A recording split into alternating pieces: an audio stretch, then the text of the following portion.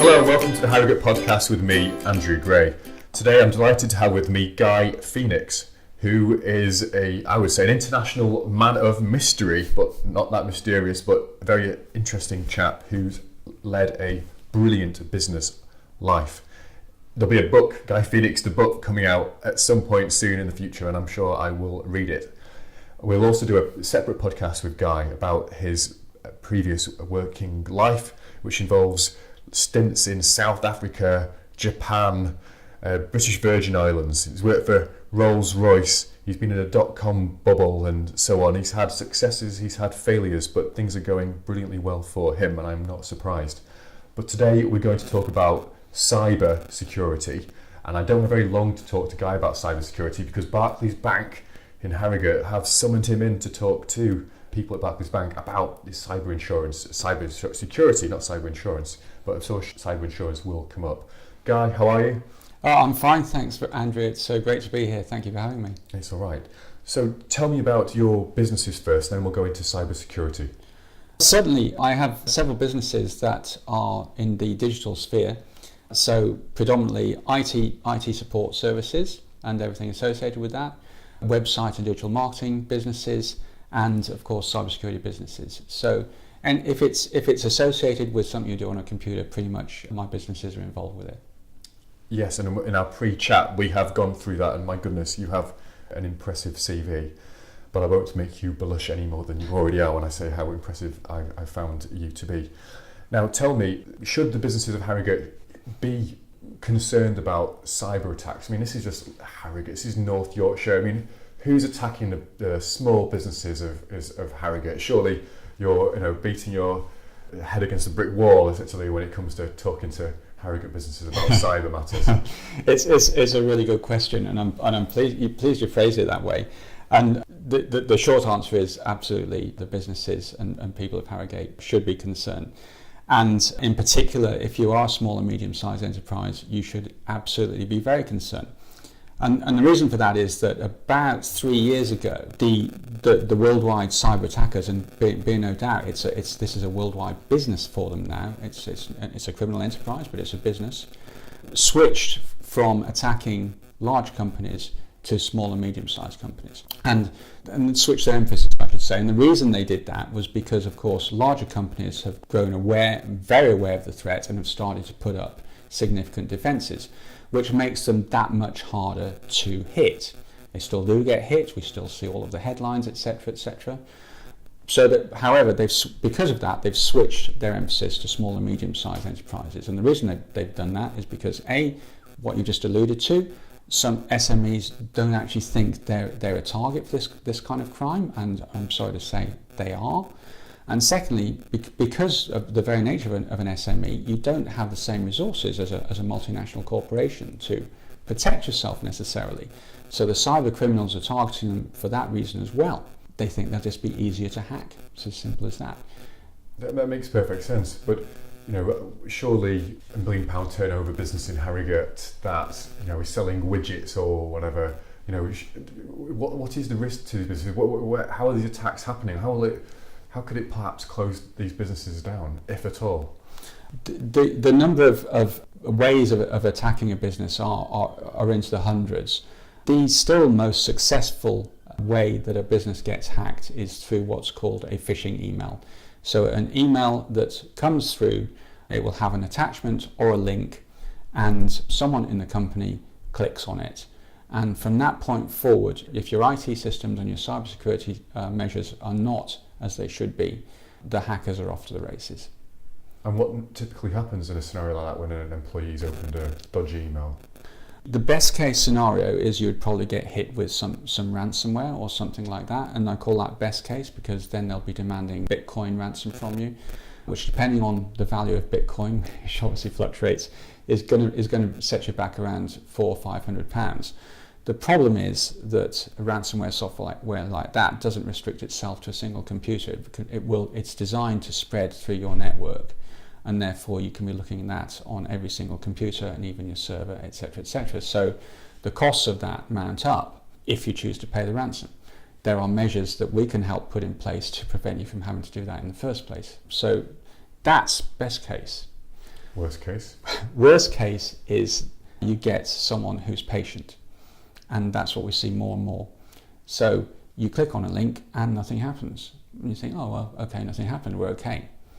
In fact, what's happened is that you've provided access to a hacker who is going to sit there patiently for weeks, if not months, and they're going to watch what you do online. They're going to watch your emails going in and out. They're going to watch your transactions with your banks, etc., etc. They're just going to watch and learn and figure out the most persuasive way that they can send you an email or do something else to your systems that will actually bring about their desired outcome, which is almost invariably getting a ton of money out of you. So that's one way. Another way we've seen is that they will simply log on one evening, change some of your accounting settings so that when your regular supplier invoices get paid, they get paid into someone else's bank account, and you won't find out for weeks until your suppliers start ringing up saying, hey, we haven't had our direct debit payment this month. Yes, you have. No, you haven't. Yes, you have. No, you haven't. Oh. I hear what you're saying, Guy, but does much of this depend upon the hacker's ability to get access to your online banking, or is that sort of a non-issue really? It's more, as you say, the changing of your customers or details that have been sent to your customers rather than access to the banks.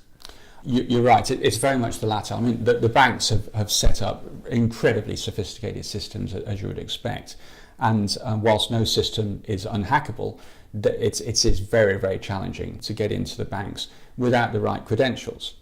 So what the hackers will do, of course, is focus on either trying to ascertain what those credentials are so that they can access your bank account themselves, or find a different measure, which is invariably based on trust. So try and convince one of your suppliers or one of your customers that they're you, and get you to transfer money to them.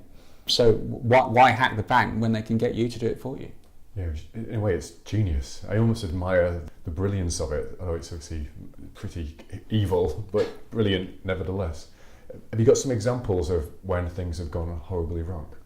I do, and I'll give a bit of a health warning, because a lot of this stuff happens globally, because the internet is global, so hackers are global.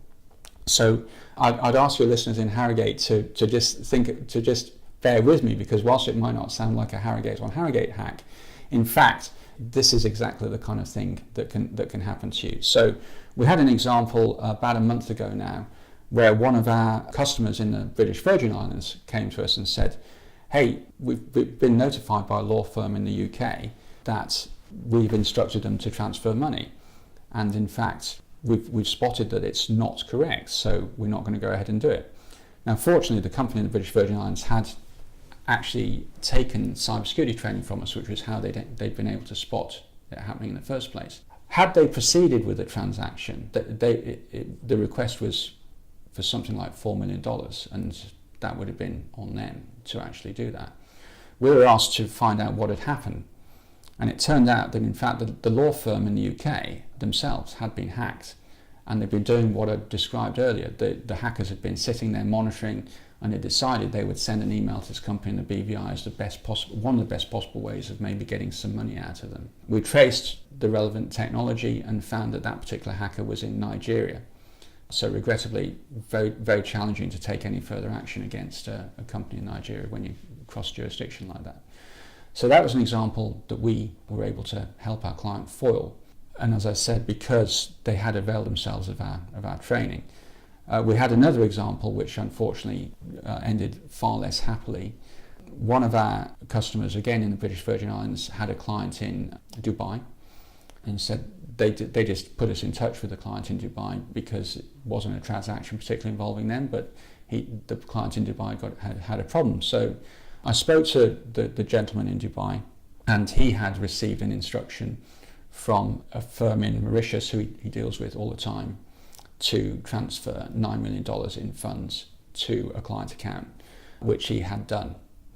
And again, it was exactly the same scenario. It turned out his systems had been hacked about 8 weeks before, and the hackers had been monitoring, They'd seen the kind of transactions and the kind of correspondence that went on between him and the various companies he dealt with. They decided that perhaps the firm in Mauritius would be a good one to look at exploiting, and that's what they did. So he transferred that money. It was gone. We were asked to try and assist in tracing. It led back to Nigeria. I would just say I'm giving. It sounds like I'm giving Nigeria a bad name. It's not just in Nigeria. It's all over the world. That one also led back to Nigeria, and the client in Dubai was asked to make good on the funds, which he could not. So he is now out of business. Wow. Yeah, it is existential, isn't it? Business ending is a moment like that. Surely, though, business in Harrogate could just purchase cyber insurance and that will just cover everything, or will it? I'm guessing maybe not. It's a really good question, and it's something I'm asked quite a lot, and I have to say it concerns me for some of the reasons you kind of alluded to in your question, Andrew. I've read some of the cyber insurance policies, and I have a number of concerns with them. I'm not siding with the insurance companies here, but I'm slightly concerned that they haven't quite understood what they themselves are letting themselves in for, because a lot of the policies to me look like they might be all-encompassing. And there are two problems with that. First of all, if they are indeed all-encompassing, they're going to start seeing a lot of claims, and they're going to start paying out big money, which means they'll start to tighten their policies and the policy prices will start to go up. And I think we're already seeing dramatic increases in those policy prices. But I'm more concerned about people who are taking out the insurance policies thinking, well, that's great, I don't have to do anything about cybersecurity now because I'm insured.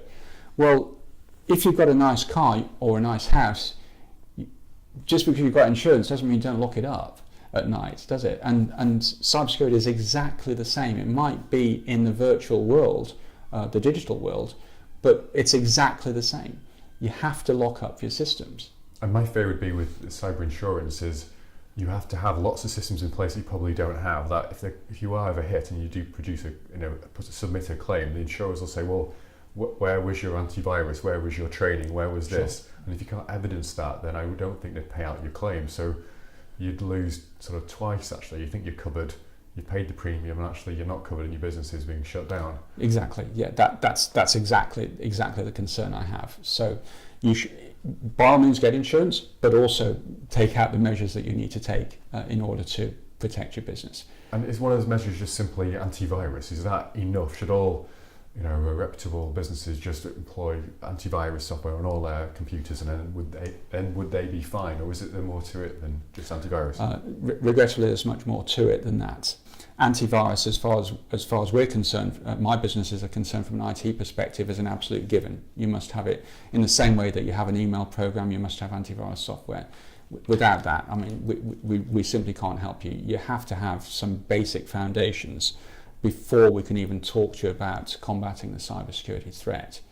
So what we look at is, we'll look at a holistic view, but to begin with, we look at what's called the insider threat, which is your employees, and not to mean that your employees mean you harm, but they can inadvertently, they could click that link, for example.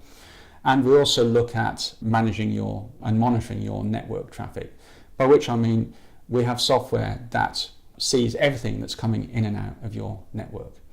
And the moment that software sees something it doesn't like, it tells us and we act on it. So there are technological solutions and there's the human solutions, and you have to do both. Sure. If businesses, perhaps like mine, all use the cloud, wherever the cloud may be, does that give us an extra level of protection rather than actually having a server? So are clouds more generally safer because we're dealing with bigger entities that hopefully have got better protection than server-based businesses? I'm not very techie, so I might explain that incorrectly. That's quite all right, no problem. I think it actually gives you an extra level of risk because you are depending on an external third-party cloud provider to provide whatever service it happens to be. Now, that's not to say you can't mitigate that risk. It's entirely doable. But if you really wanted to give yourself full protection, then you would simply have an on-premises server physically locked up, etc., and then with all of the relevant cybersecurity measures put in place, and then monitor traffic coming in and out of that. In other words, restrict what access is available from the wider internet. As simple as that. Got it. I imagine installing some of these things is more GDPR compliant, perhaps, as well. Would that be fair to say? GDPR certainly plays a part, and I would say the major element, of course, of GDPR is if you suffer some form of data breach from a hacker, or in any way, shape or form it might happen. You might just leave a laptop on a train, for example, and that would still constitute a data breach if the data was on there unprotected.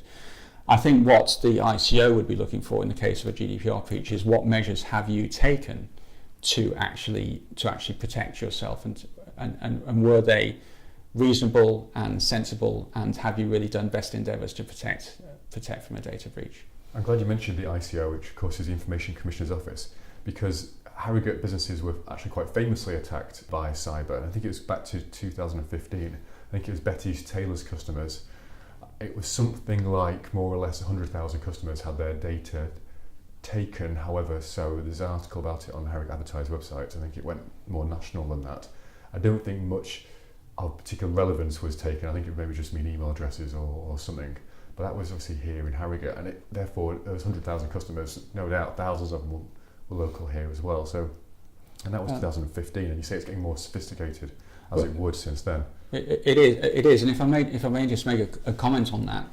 Yes, an email address may not seem like a big deal for it to be breached. Certainly the ICO wouldn't take that view. As far as they're concerned, any personal data breach, they're going to investigate, and if you haven't taken the relevant measures, they will certainly take a dim view of it and then proceed as they see fit.